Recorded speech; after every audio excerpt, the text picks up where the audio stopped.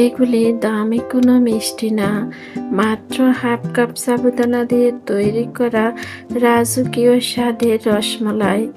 প্রচুর এই গরমের মধ্যে ঠান্ডা ঠান্ডা খাবার খেতে ইচ্ছে করলে তৈরি করে নিতে পারো এই সাবুদানার রসমালাইগুলা। খুবই অল্প সময় তৈরি করে নেওয়া যায়, একবার খাওয়ার পরে বারে বারে খেতে ইচ্ছে করবে। কিভাবে তৈরি করলাম তাহলে পুরাটা ভিডিও জুড়ে সবাই থেকে দেখে যেতে পারো। বিসমিল্লাহির রহমানির রহিম। সবাইকে আসসালামু আলাইকুম।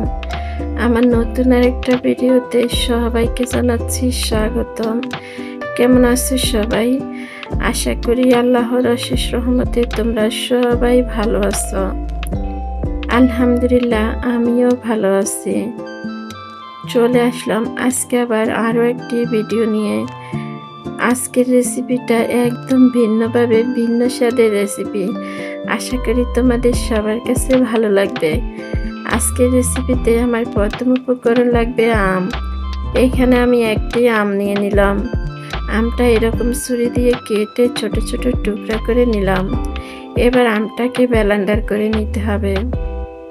আমি একটি আম ব্লেন্ডার করে এক পাশে রেখে দিলাম। এবার অন্য একটি বাটির মধ্যে নিয়ে নিলাম হাফ কাপ সাবুদানা। সাবুদানাগুলোর মধ্যে এবার পানি দিয়ে ভালো করে ধুয়ে নিতে হবে।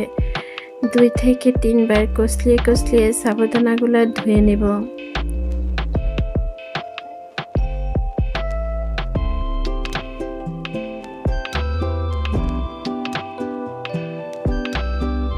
ভালো করে ধোয়া হয়ে গেলে এবার সাবুদানার মধ্যে অ্যাড করতে হবে গুঁড়া দুধ।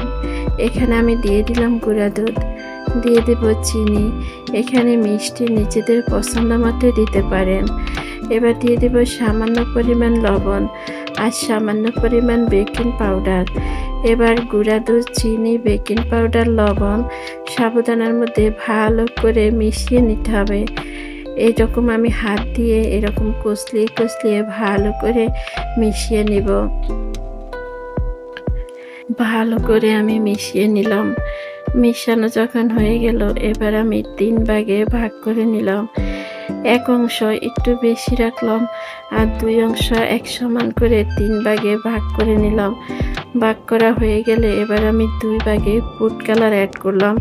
আমি যখন ফুড কালারগুলো অ্যাড করি তখন ওই ভিডিওটুক স্কিপ হয়ে গেছে, তাই দেখানো হয়নি। এরকম 3 ভাগে ভাগ করে এরকম ছোট ছোট করে মিষ্টির মতো করে তৈরি করে নিতে হবে। আমি কিভাবে করে এই সাবুদানার ছোট ছোট মিষ্টিগুলা তৈরি করে নিলাম আশা করি আপনারা দেখে বুঝে নিলেন। একইভাবে করে আমি সবগুলি সাবুদানার মিষ্টি তৈরি করে নিব। আপনাদের সবাইকে আমি একটা কথা বলতেছি, ভিডিওটা টেনে টেনে কেউ দেখবেন না। ভিডিওটা টেনে টেনে দেখলে আপনারা কিছুই বুঝতে পারবেন না। আর আপনারা যদি ভিডিওটা টেনে টেনে দেখেন তাহলে আমারও সমস্যা, আপনাদেরও সমস্যা। তাই সবাইকে আমি অনুরোধ করে বলতেছি ভিডিওটা কেউ টেনে দেখবেন না।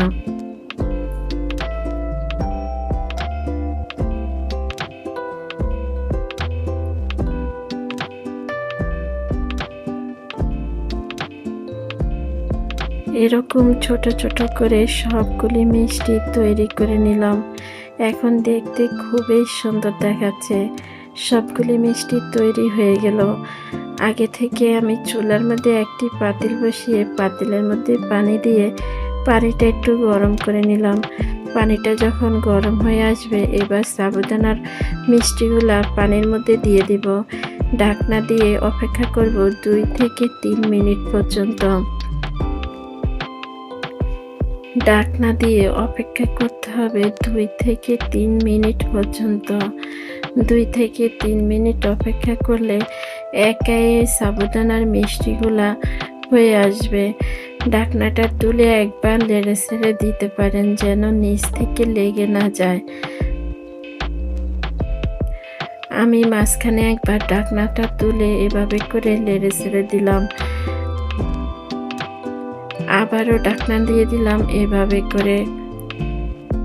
এবার আমি একটি বাটির মধ্যে নিয়ে নিলাম ঠান্ডা পানি।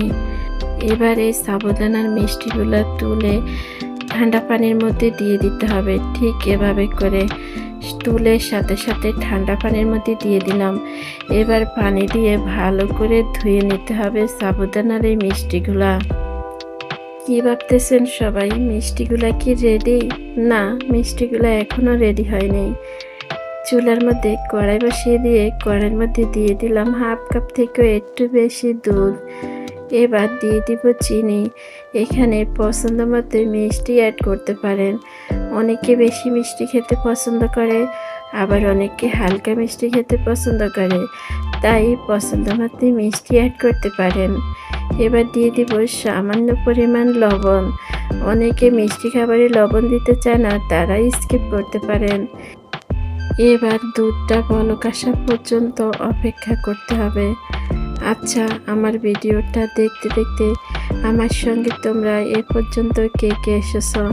তোমরা যারা এসেছো একটি লাইক দিতে ভুলে গেছো, একটি লাইক দিয়ে দাও। আর আমার ভিডিওগুলো দেখো, এখন পর্যন্ত আমার চ্যানেলটাই সাবস্ক্রাইব করোনি। এরকম সহজ সহজ নিত্য নতুন খাবার রেসিপি পেতে আমার চ্যানেলটা সাবস্ক্রাইব করে দিয়ে সবাই এভাবে আমার পাশে থেকে যেতে পারো।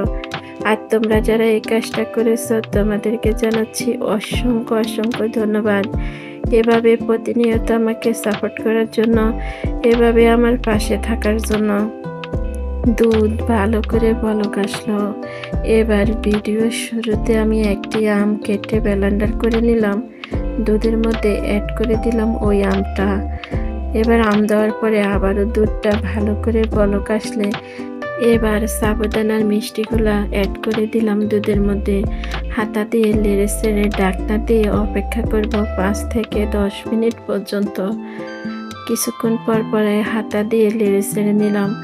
10 মিনিট পর্যন্ত চুলার উপরে ওইভাবে রেখে দিলাম। এভাবে নামিয়ে নিলাম। এবার পরিবেশন করে নিতে পারেন। যখন ঠান্ডা হয়ে যাবে তখন আরও বেশি ঘন হয়ে যাবে। খুব সহজে তৈরি করে নিলাম সাবুদানার এই মিষ্টিগুলা। কেমন হয়েছে কমেন্টে জানিয়ে যেতে পারেন। আর যাদের এখনও খাওয়া হয়নি, এই খুব সহজে সাবুদানার মিষ্টিগুলা তৈরি করে খেয়ে দেখতে পারেন। সবাই কিন্তু অনেক পছন্দ করবে। আমার এই সাবুদানার মিষ্টি রেসিপি আপনাদের কাছে কেমন লাগলো? আপনাদের সুন্দর একটি কমেন্টের অপেক্ষায় রইলাম। আমার ভিডিওর মাঝে, আমার কথার মাঝে যদি কোনো কিছু ভুল হয়ে থাকে তাহলে সবাই ক্ষমায় দৃষ্টি দেখবেন। লাইক দিতে ভুলে গেছেন যারা, একটি লাইক দিয়ে দিবেন। আজকের মতো বিদায় নিলাম এখানে। সবাই ভালো থাকবেন, সুস্থ থাকবেন।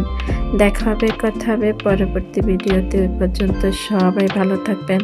সবাইকে আল্লাহ হাফেজ। আসসালামু আলাইকুম।